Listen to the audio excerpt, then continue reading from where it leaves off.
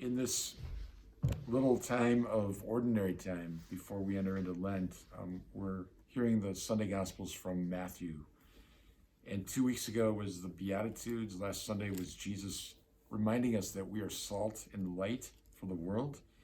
Today he continues his Sermon on the Mount by reminding us that if the old law kind of gave us the minimum of what we must do, the new law of charity in the gospel calls us to a position of maximalism. So it's a beautiful moment to reflect on the difference between being a minimalist and being a maximalist. So minimalists ask the question, what do I have to do? What do I have to do to keep from failing this class? What do I have to do to keep from getting fired? What do I have to do to be saved? Minimalists look to the bare minimum because they're not in love. When we're in love, we don't look at the minimum, we look at the maximum, because love looks to possibilities. So if minimalists ask the question, what do I have to do? Maximalists ask the question, what can I do?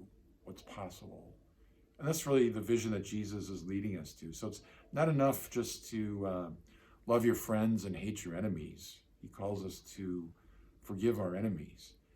It's not enough just to take only an eye for an eye, a tooth for a tooth.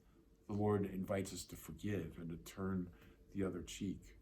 To love others in such a radical way that they experience this profound confusion, like, why are you loving me? Why are you so kind? Why are you forgiving me? Why are you not acting according to the ways of the world?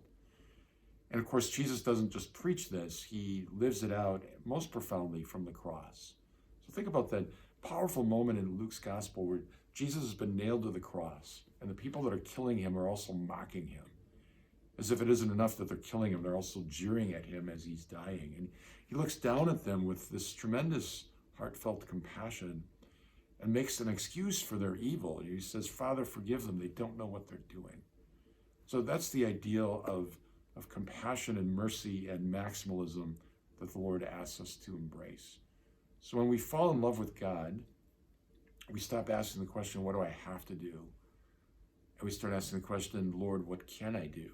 What a beautiful way to start each day, that in our morning prayer, we could just come before the Lord at the beginning of each day and just ask him, Lord, what can I do for you today? Use me according to your will, and use me up, consume me, allow me to be totally yours. And when we're that flexible, when we're that surrendered, the Lord can do amazing things through us. So as you hear the gospel today, just think about what are the situations in your life where the Lord is inviting you and me to a deeper embrace of maximalism, to move towards this situation where we don't count the cost because we're all in.